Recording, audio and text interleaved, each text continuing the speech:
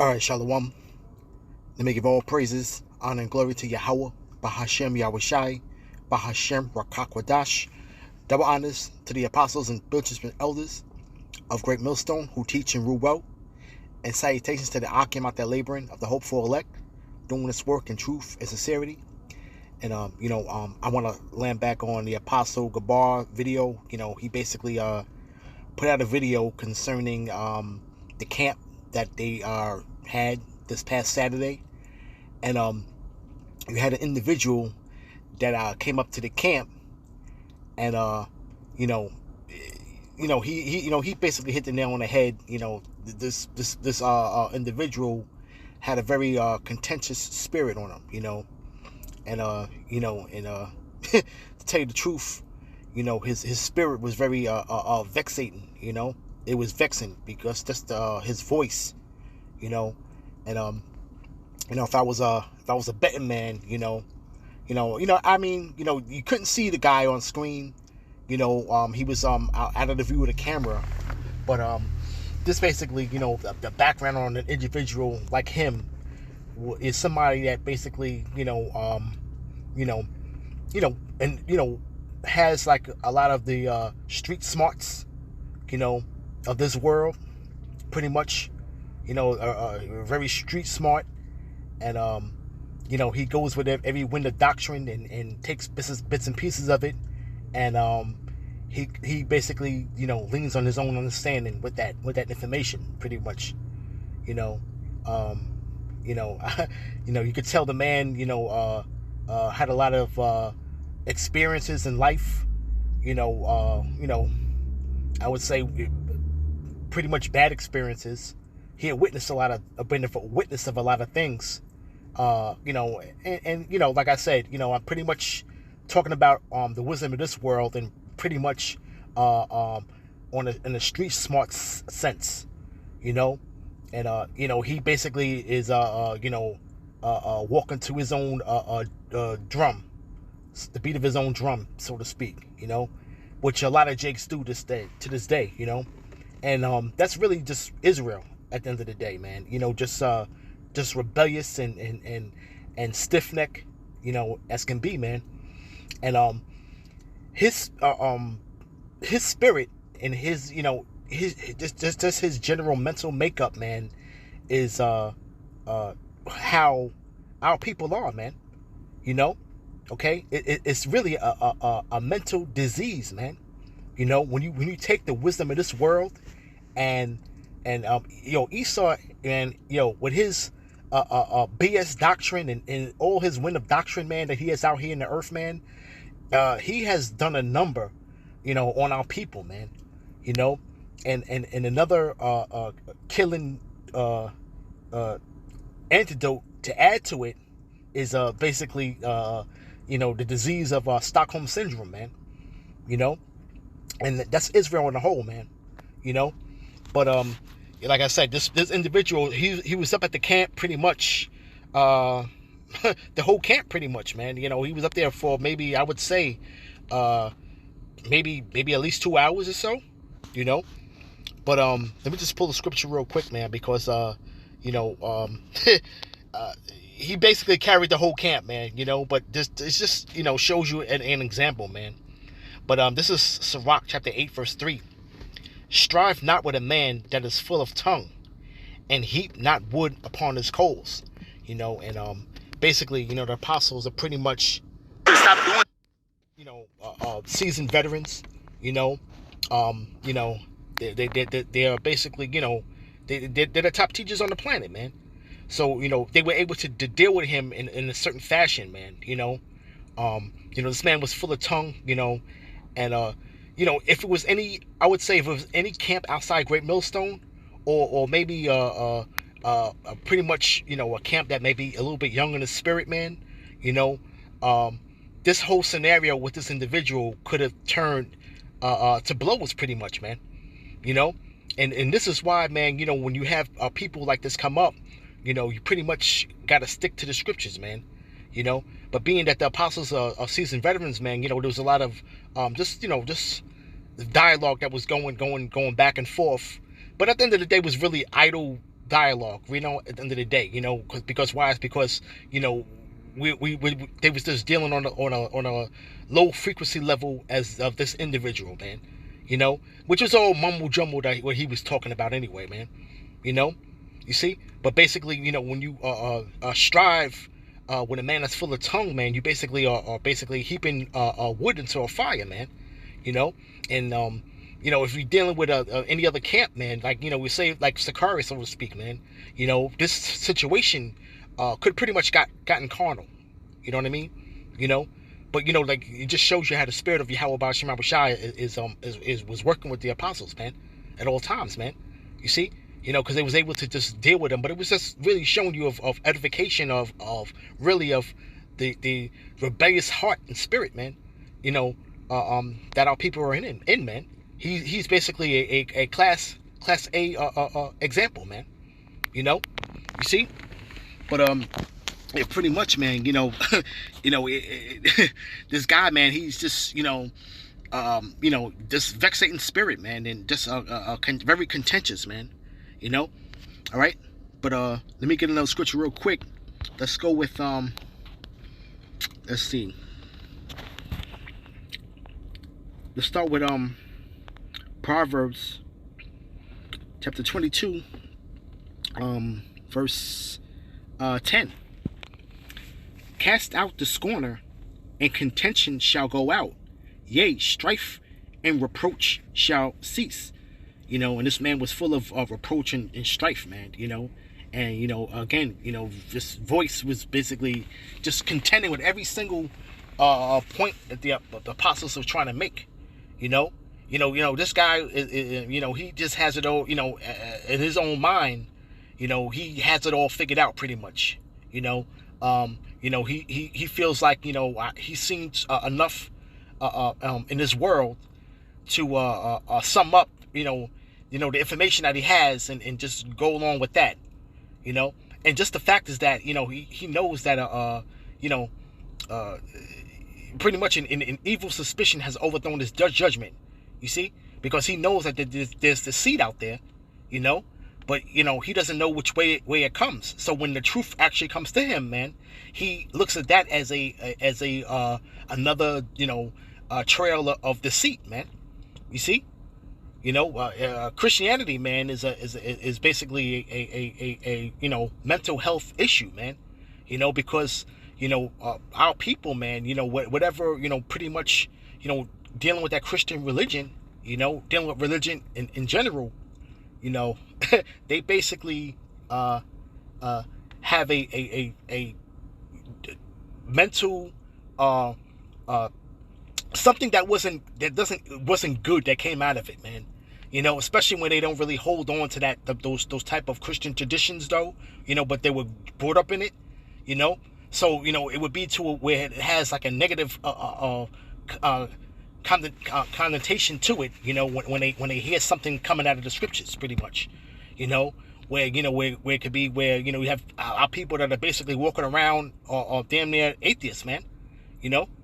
You got our people, you know, just thinking that you know, Christianity has you know, and then, you know, how they just married the scriptures to the doctrine of Christianity, you know. You know, when something comes out of the scriptures, man, they don't consider, man, you know, they don't consider at all, you know. But this man was basically just a full-fledged scorner, man, you know. But when you cast him out, because, you know, he could have been dismissed a long time ago, pretty much at the camp, man. But, you know, it's really for, like, edification's sake, man, just to show you how of a mental health sickness our people are in, man. You know, you see. All right. From there, let me get let's stick in Proverbs, man. You know, because there's a lot of Proverbs, man, that can go along with this individual, man. You know, but let's go to Proverbs chapter 18. Let's read from 6. A fool's lips enter into contention, and his mouth calleth for strokes. You know, and you know, the way that he was, you know, his delivery, his speech, you know, everything about him was full of contention, man. And he's shown to be a fool, you know. But it calleth for strokes, man, because, you know, if you're not in the spirit dealing with this individual, man, it can get carnal quick, you know, just over just words, man. You see? You know? A fool's mouth is his destruction, you know, because he's basically wasn't willing to stand or basically just listen. He was trying to stand on whatever information that he has obtained, which was really a bunch of mumbo jumbo, you know, okay? But it's to his own destruction at the end of the day, man.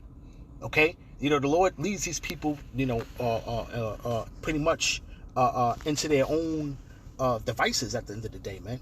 You know, that's pretty much how it goes, man. You know, they're pretty much left to their own devices, man. You know, and it says his lips are a snare of his soul, you know, and it's a snare to his soul, man. You know, it's because here it is, the apostles presented to him, you know, on a pretty much on a silver platter, you know, the truth, you see, but because his lips, you know, is a snare unto him, he couldn't receive it, man. You know, but you know, at the end of the day, he's not part of the elect, man. You know, he's not part of the elect at all.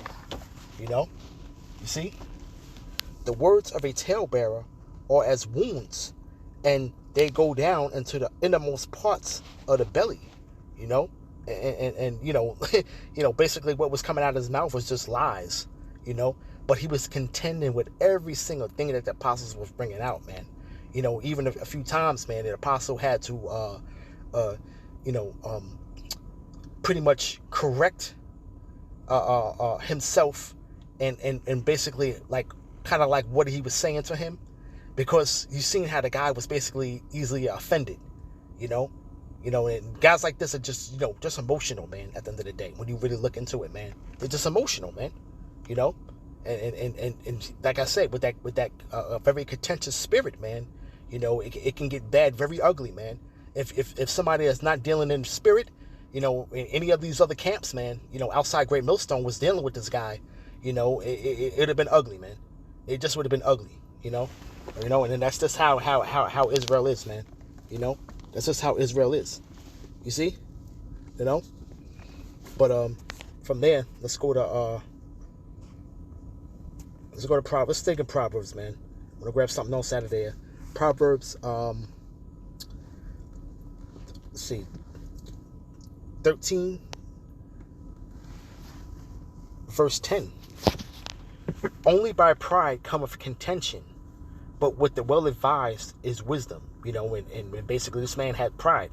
He was prideful in a sense, you know. But that pride is like he wasn't really able to pretty much humble down, so to speak, man. He wasn't pretty much able to humble down and just receive what was given to him. Wisdom given to him. He wasn't able to receive it, man. He wasn't able to humble himself down. You know, he wasn't able to humble himself to the point to where he would even like listen, you know, or even be in any type of in agreement to what the apostles were bringing out, you know, at any point, you know, because really it was just at the point they were just shooting a breeze, so to speak, you know, but like I said, it was at first it was really not really going into the scriptures as much, but it was just a lot of back and forth talking, and like I said, it was just the fact is that you couldn't really get anywhere with this individual, man. You couldn't get anywhere with him, man. You know, that's just what it was. You see, you know. All right, but all right, from there, you know, let me grab. Let's see. Let's go to Ephesians real quick, man. All right. Go to Ephesians chapter 4, verse 14. Let's start at 13. Till we all come to the unity of the faith and of the knowledge of the Son of the Most High, unto a perfect man, unto the measure of the status of the fullness of Hamashiach. You know, and we all try to strive, you know, for that mastery, man. You know, we're striving to be perfect, man. You know, All right, and really, and through the eyes of Yahweh Bashim Abishai, man, you know what? Hey, there's a remnant that is perfect in his eyes, man. You know, that's basically what it is. But it says that we henceforth be no more children, tossed to and fro, and carried about with every wind of doctrine, by sleight of men, and cunning craftiness, whereby they lie in wait to deceive. And this man basically is carried to and fro, man, with every wind of doctrine, man. And he knows that there's deceit in the world, as far as information, but everything else, but the evil suspicion have overthrown his judgment, man. You see, he's deceived by his own vain opinion, man. You see. But pretty much, man, and the water Yahweh Shema Bashai, man, that we don't have that mental health, man, that mental health condition, that this individual has, man, because it's a serious mental health condition, because the apostle had made a point, he said that here it is, I'm giving him basically the truth and telling him, or giving him information through the scriptures that we're the greatest people on the planet, man. But he couldn't receive that, man. He couldn't receive that. You see, and pretty much, he was kind of offended that you're gonna take me out of what position I have, as far as what I perceive to be and view the world through my lens, and you trying to give me this the lens that you're trying to give me, which is the cleansing, which is the word. And he was offended by that, man. You see, he was offended, man. And hey, man, and just like I said, it was just just a little sparring going on with this guy, but it was all for edification's sake, man. But it's just the fact is that, man, when you dealing with a guy like this, man, it's either you telling him to have a nice day, or like I said, you just stick to the scriptures, man, and it's just be true of words that is not biblical, so to speak. You know what I'm saying? Even though it may be we're saying the right thing, but the scriptures, man, we got to stick to them scriptures, man. Because that's the words of Yahweh Bashim Yahushai, man, and this truth in His word is like a two-edged sword, man. And basically that's what is the kryptonite, man, to these demons out here, man. You see. But pull another precept up real quick. This is let me go with Proverbs chapter 29, verse 9. If a wise man contendeth with a foolish man, whether rage or laugh, there was no rest. And there was really no rest with that discourse, man, because it was really kind of, vexating to the spirit, man, just listening to this guy speak, and he was doing a lot of it, you see, he was doing a lot of yapping and just speaking, and just basically just standing on his pivot, of what he sees as truth, as he deems that it seems fit, okay, and like I said, though, with a malicious soul, wisdom can't enter in, man, and I pretty much don't know the individual, but pretty much hey, man, hey, the spirit reveals it, man. It's a wicked man, this man is wicked, man. Like I said, he was, hey, man, they was in Harlem, and the apostle made a few comments concerning Harlem. In that particular, area where they at, it's a lot of, drug activity. But even when you have the drug activity going on, you still got multi-million-dollar condos, in that area, man. And that backdrop of that building that was behind them, a lot of those condos in there fetch for well over $1 million, man. I mean, you get the beautiful views overlooking Central Park, but down there on the street there, man, it is nothing nice, man. It's nothing nice, man, and pretty much, man, he's probably a part of that community right there, man. you know. So, pretty much he's into all kinds of wickedness behind closed doors, man. Or now even out in the open market, man. Because now, the mayors of these cities, man, they make this place an open drug market, man. And that's what you could basically see, and that right there at that particular intersection, and then that pretty much that strip, right along there, 110th Street, you're seeing a lot of wickedness going on, man. You're seeing a lot of drugs and just this open wickedness being out in the open, man. That used to be behind closed doors. They're basically shooting up and doing all kinds of wickedness out in the open, man. You pretty much see it, man. But I think that was about it, man.